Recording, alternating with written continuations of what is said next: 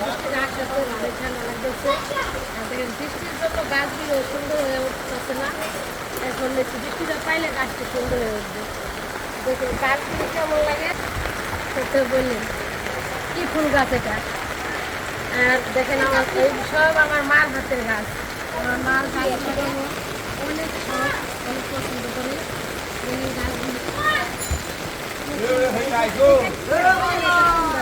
নীলকণ্ঠনা কি ফুল জানি তো, এই ফুল গাছটা সবার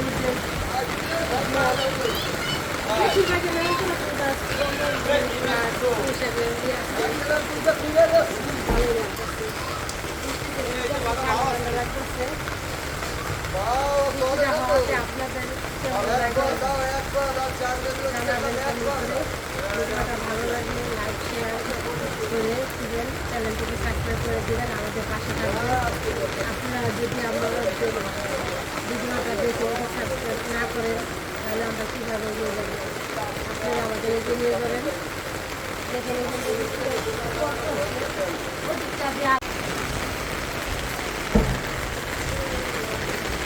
হাঁটাহাঁটি করতে ভালো লাগে।